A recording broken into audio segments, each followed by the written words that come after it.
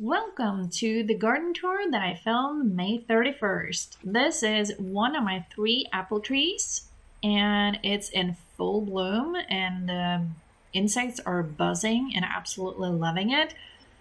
This is not my favorite apples, but I still hope to get a bunch because my dad really liked these apples. And I'll be walking around, obviously, and this is my hosta. It's starting. I was worried some of it would be dying during the winter, but it's coming. A lot of it. It's a huge clump of hostas. And I've started working on next winter's firewood. I mean, we're the start of, or well into spring, but firewood is an important thing, and it will be for, well, as long as I live here. I have a lot of lupins and they're invasive in this area, so I need to start work on that, or I have started work. This is my second apple tree. It's kind of smooshed in with a bunch of other trees, and this is not as happy and healthy as the first one, but it does have some blooms. And that was I I wasn't crazy about those apples either. And you know, still hoping to get some because I've eaten up all the apples from 2 years ago when the apple trees went crazy. I have a lot of stuff. Plums. This tree is a plum, and I have several plum trees. And these plums, I loved the plums when I ate them off the tree. But when I made jam of them, did not like it at all. So gave that to my parents. So hopefully, still getting plums. This is my third apple tree. It is huge. This was the apple tree that gave me apple bonanza 2 years ago. I really hope it happens again this year because it did not last year. It is promising with a lot of flowers, and I can't usually eat store-bought apples, so the fact that I was getting apples that I could actually eat felt incredible the first year I moved here. And I have a lot of walking to do on my property because it's bigger than I've had before. And this little patch is filled with dahlia tubers. They're starting to sprout. I mean, amongst all the weeds, little dark patch is the dahlia flowers, or at least hopefully be.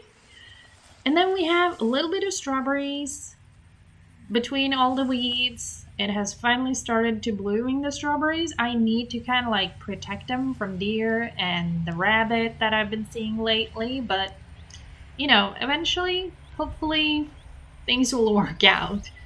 And this is a different type of plum than the first one. This is actually two different trees standing basically on top of each other. One with red and one with yellow plums. Didn't like the yellow ones. The red one was incredible. Have several berry bushes. This is black currants. It produced well both the years I've been here. And I'm hoping they'll produce this year too. I like the jam that I made when I mixed it with apples. Pure blackcurrant jam. Not crazy about it. A little too strong for my taste. And here we have a sad little bush of red currants. What did I call the last one? It was black currants. And my, what would you call it? A field maybe? Is a full acre. And it's a lot of grass. It hasn't been used for God knows how many years. I honestly don't. And it's just been growing grass. So I tried to find spots that hopefully were better than, others. So I'm trying out a few different spots. And this spot I'm walking to right here is where I had my potatoes last year. That was on my rock pile because there are so many rocks in the ground. On the left, we have potatoes covered nicely. And then the second and middle row, there are brassicas. I just planted those when I filmed this. And they're like sad, sorry little things. I don't know. I've never really grown much brassicas before, so it's definitely an experience. An experiment like all others. And then the last row, I sowed some seed that did not get enough water in the beginning, but they were supposed to be carrots, radishes, beets, more carrots, and turnips. But when you sow seeds, you really should water them like consistently in the beginning for them to help with germination. And well, I didn't really do that. This is a different spot. I've been covering with plastic, and my rock collection is growing every time I put my shovel down into the ground because there are rocks everywhere. They're small but annoying. And then a few more strawberry plants. Finally, someone with flowers, but they're tiny because this is apparently slightly different soil, and it's more sandy and drier. On the bright side, the rhubarb that I planted last year from seed has survived, and it's working on, becoming bigger like they're supposed to. The bensamand last year don't have enough this year, so that's going to be interesting. I mean, I got some work to do. And here I fenced in 2 squash plants that I planted out. The forecast said it would be fine.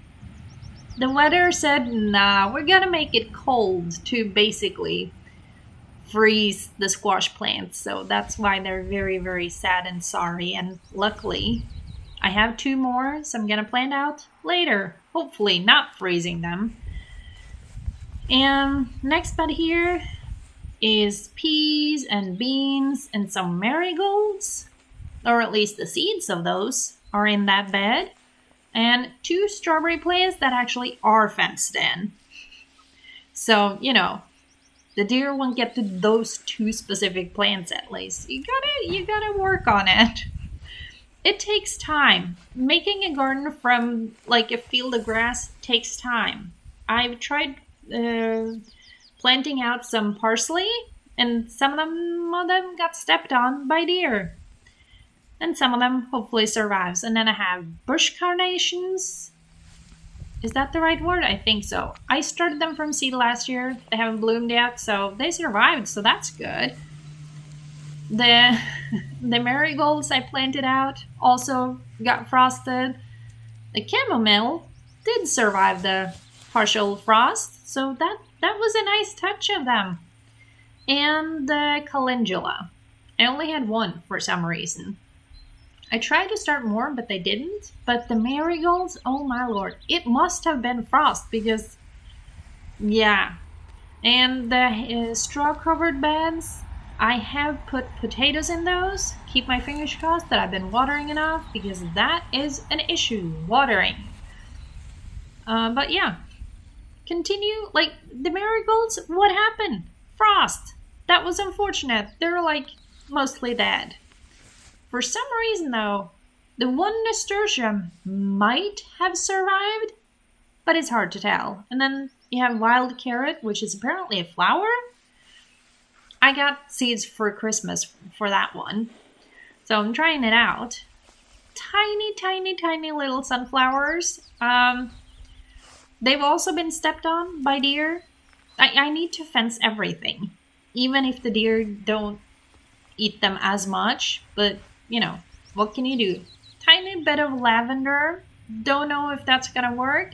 One thing that will apparently work is thyme, because that one I planted last year and it survived. More bush carnations. And the thyme I thought would die, but it did survive the winter. I'm very happy about that. That means it's now there, I don't know, for a long time. And then weirdly fenced in tomatoes.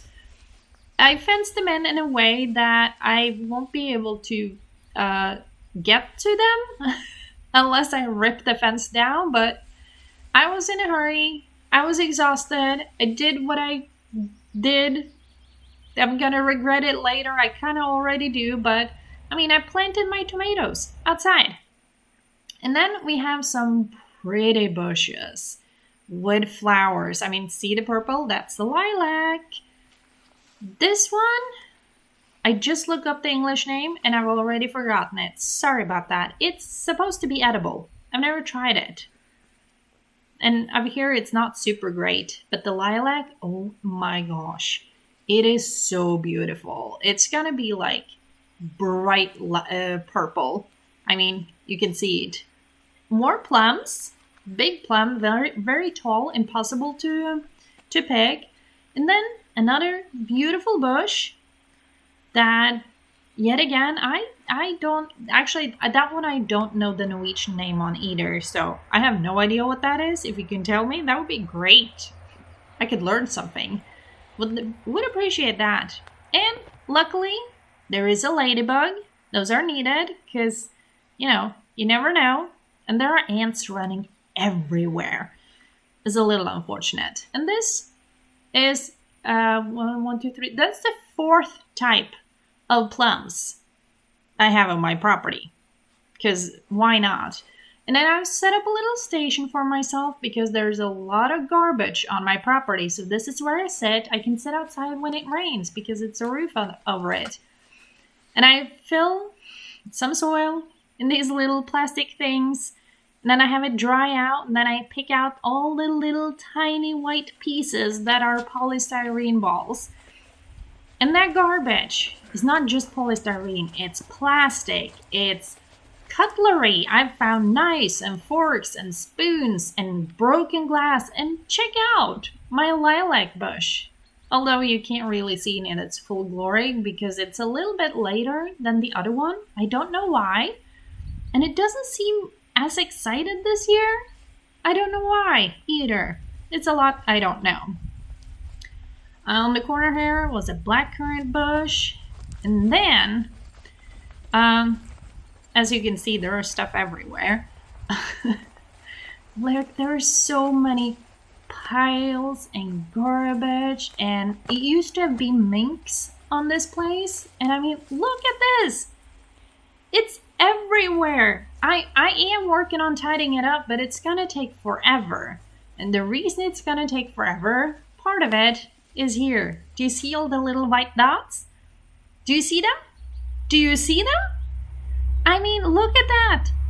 Polystyrene. It's everywhere. And it's really hard to grab all of it. It's kind of insane.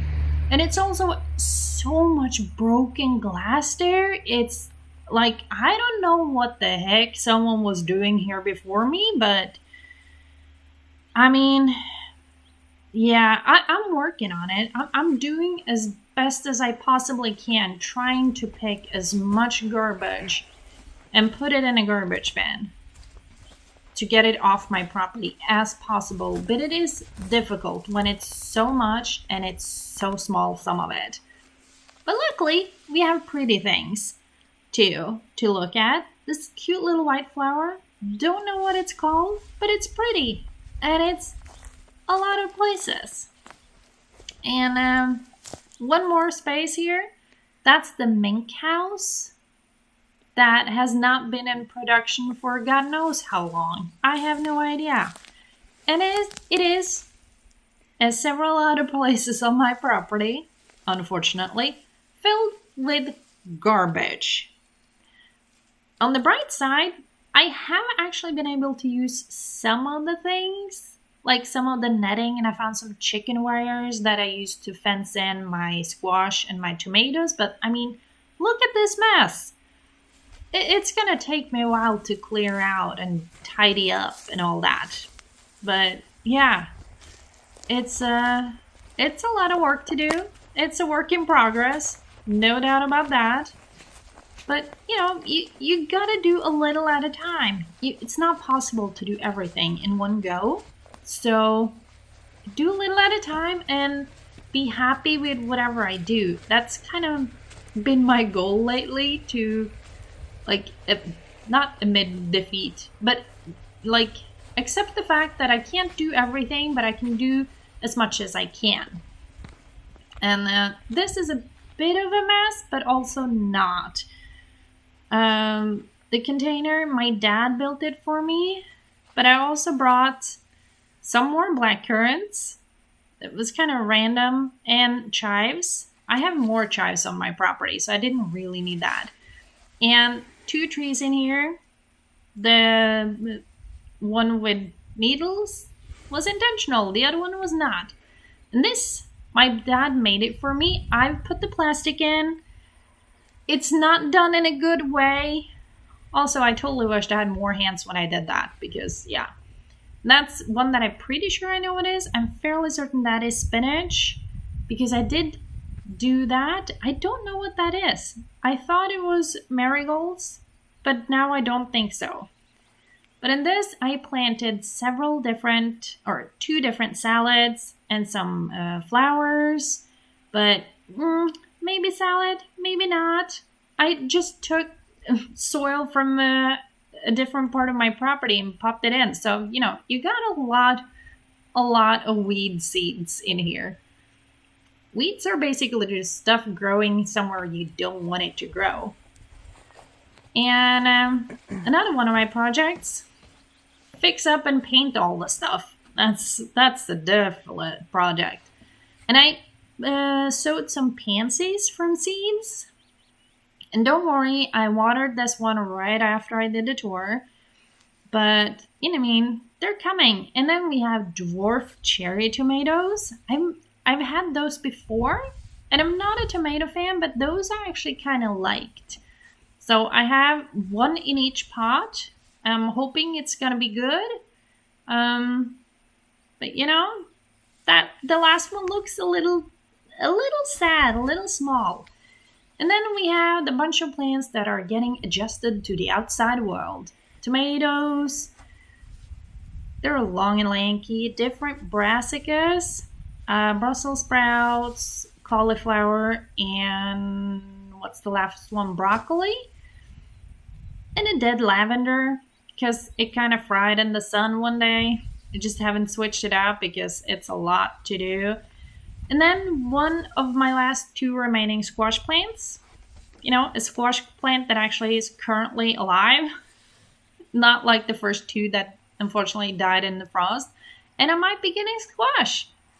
I've never grown squash before. My mom has grown squash and she's really good at it. But I haven't done it before. So fingers crossed I get some squash at some point, I guess. Maybe. I hope so. And then we have everything that's still left inside that has not even started getting adjusted to the outside world. Trying to grow some corn. Tried that last year. Froze to death. Didn't work. And then the fourth squash plant, which is kind of the second now. It has the potential to grow squash. And who knows? Who knows? Another lavender. There's so much stuff. Not that much variety. And then we have the bell peppers. They're kind of towering over everyone else. And I have some pumpkins.